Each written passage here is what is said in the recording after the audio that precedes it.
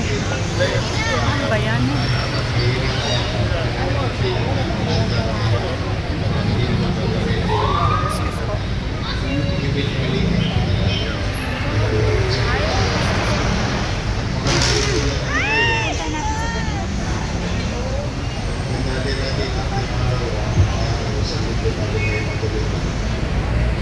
Kanina nakita tayo.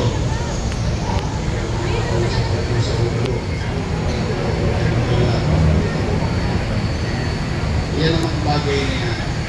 Ipinagpapasalamat ko sa mga bagong department din natin niya na marunong sumabay sa akin na kailangan pag may soberani, ibigay natin sa tao solusyon, hindi rin problema. Kahit pa paano naman, maibsan. Pinakaharap, yun naman. Pwede may sakit o nasunugan o naman. Kasi naman kailangan gobyerno, ay, sorry po. Hindi ka labisan. Hindi ba pala pa yung mga social welfare natin?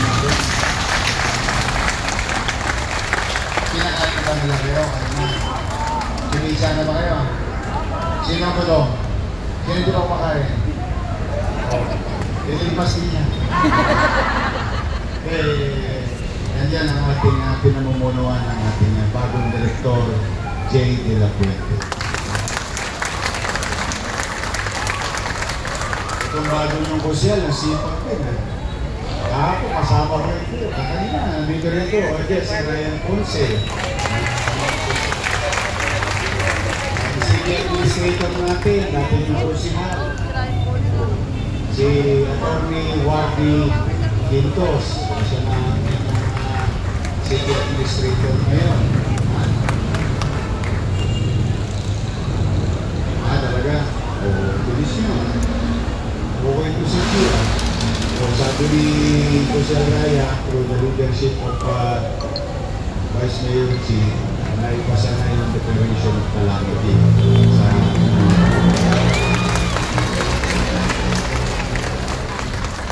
nung pagpunta ko kaninang umaga, wala ko akong pera, ayaw ko na mag-focus sa inyo. Lahat na akong pera para sa inyo.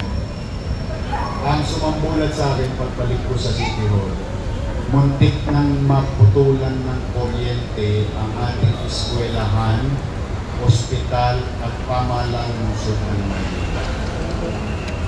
Kasi dumating yung notice, akala nyo, sa inyo lang may notice of disconnection. Dumating yung notice of disconnection. Internet, opisina, eskwelahan, at ating gobyerno, ospital. Marami.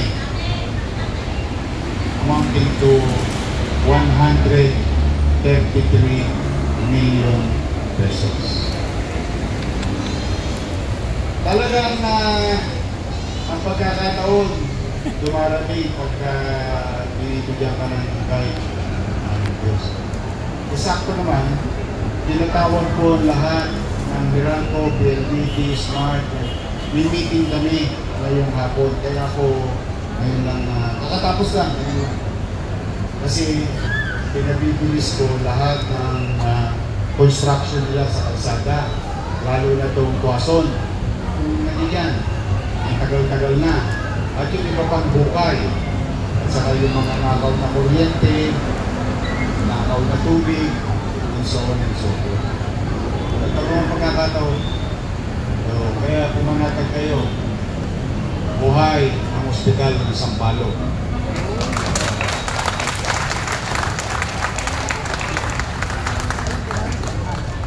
Ito madalas yung masabi. Humingi ako ng palugin. Wala sa bayarin. Sabi ko, hindi ako. Hindi ako mag-gusto. Pagyan nyo lang ako ng 2 months. 2 months lang. I-update ko ulit yung bayan sa internet, telepono, tubig, at saka ako ng syudad. Pumayag naman kanina. Salamat sa Diyos. 2 buwan. Sino ba pwede ma-hold up? Turo nyo nga sa akin, hold up. But, hindi naman tayo susuko. Yun din ang mensahe ko sa inyo. Kahit anong pagsubok, huwag nang susukuhan. Minsan, kailangan lang magalusan ng tuhod natin sa pagkakatapat. Huwag yung intindihin kung ilang beses tayo natapat. Ang intindihin nyo, ilang beses tayo pwedeng bumangon. At ngayong araw na ito, sa maliit namin kaparanan kasama sa Chief, mga kusyan natin, mga department, basta hanggang kaya kong pigayin ng bingko, pipigayin ko. Hanggang kaya. At magkakapat naman ako sa inyo pag hindi na kaya. Pag hindi na kaya. Sasabihin ko rin, hanggang kaya, nagawa na naman. Ngayon, bilang pagtulog sa mga araw, nasunod, ngayon makabili agad kayo ng gamit, bawat nasunugan na pamilya at hindi nasunugan o na water damage. Yung na water damage, tatanggap ng 5,000 bawat isang pamilya. Yung mga nasunugan, tatanggap ng 15,000 pesos. Okay? Bago-bago na. Partida yan, wala pa tayong pera. Dati posam lang yan. Ngayon, ginawa ko. Kasi, habang tumatagal, nagmamahal ang yero, nagmamahal ang dos-por-dos, nagmamahal ang damit, nagmamahal ang pagkain. So sabi ko, i-adjust naman natin. Para marami kayong mabili ng lamang ng mga gamit na kailangan ninyo. Kaya, pag-pasisa na yan. Inawa Diyos. Sabi niya, sabay-sabay ko. So, huwag kayo mo ng pag-asa. Nawala. Makakaraos tayo. Ha? Makakaraos tayo. Sa mga lord ako, yan ang pinaka-export sa akin, mga senior citizen. Malaki yung utang sa inyo ng Maynila. 3 buwan na. May itatama ko yun. Mali yun, hindi naman ilang 1,000. Hindi, ano yun, pangbolagas. Tatama ko, ipapalik ko sa tama. Pero, walang may iwan. Botante, hindi, may sakit o wala. Hindi nakuha, updated lahat. So, sa akin na narinig, baka sabihin nyo, dati 1,000 yan, bakit naging 500 ulit? Eh, ano naman natin? Anong gusto nyo? 1,000 pero walang bigayan o 500 pero makatotohanan? Ano sabi mo mga nakakanda? Nagsasabi ng tapat, nagsasama ng pero huwag kang mag-alala para tingnan yung issue. Yung graduate ko rin, kapalit nyo. Basta kung ano yung nakukuha dati. Nagawa ko ng paraan. Pero ngayon ipawit mo natin. So ulit, maraming salamat sa pagtitiwala nyo sa akin. Huwag mag-alala. Yung garbage crisis, napansin niyo ba, hindi na nare-resolve ba? Nararamdaman niyo ba? Hindi na. Though ginawa ng Diyos, baka madali ko kaya ng linggo.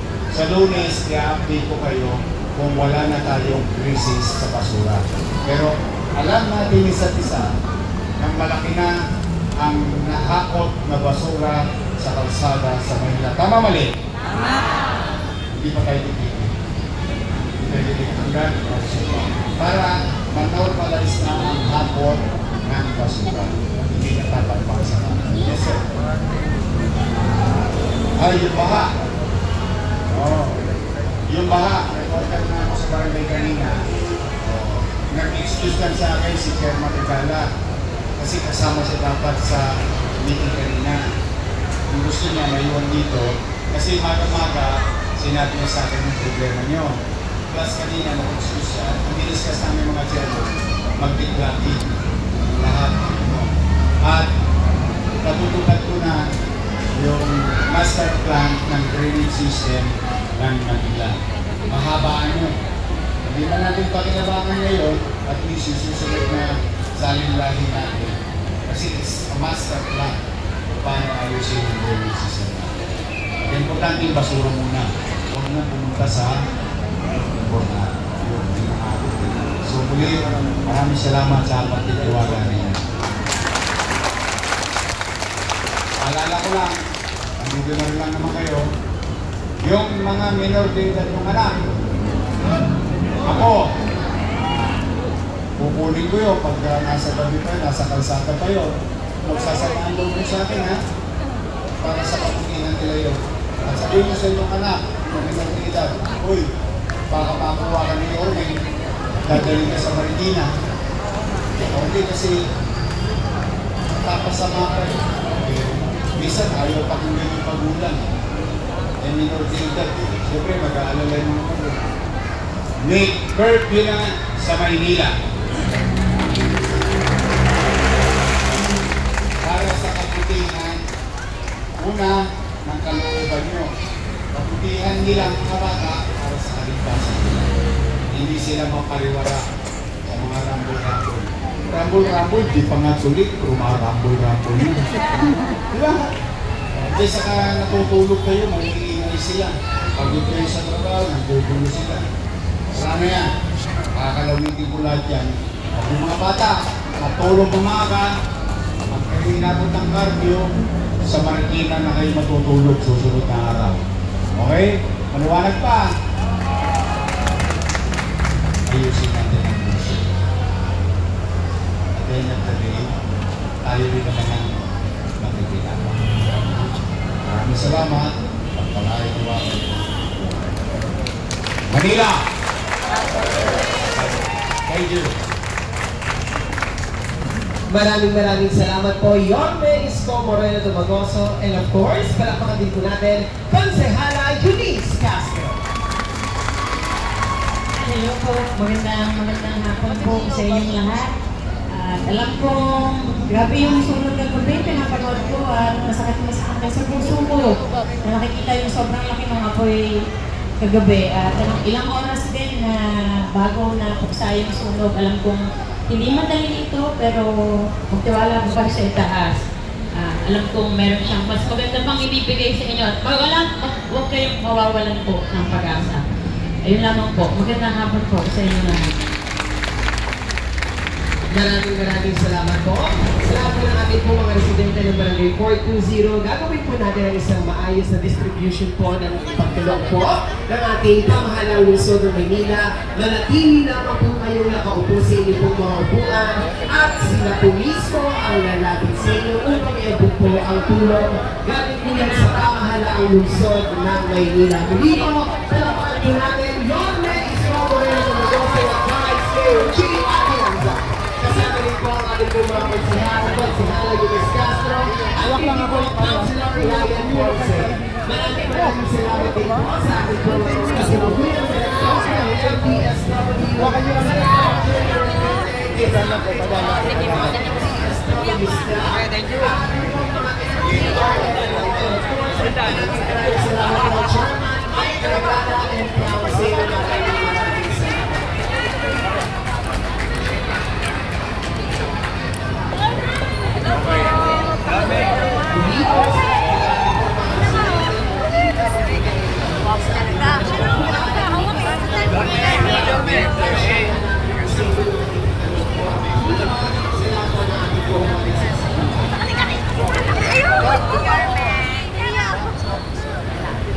Mag-ingat kayo.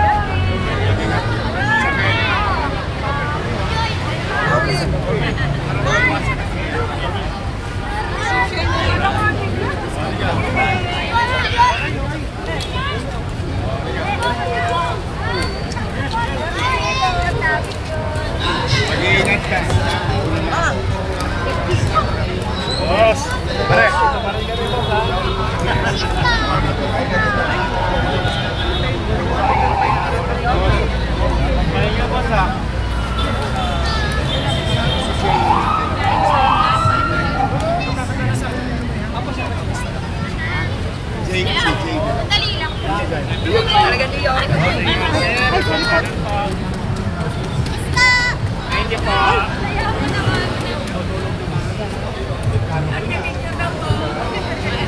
Sige sir, happy ka sir.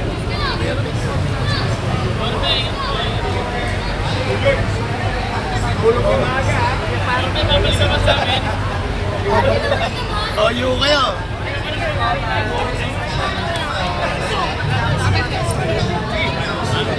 Ang cancel na to, nanghihina ng cellphone. Guys!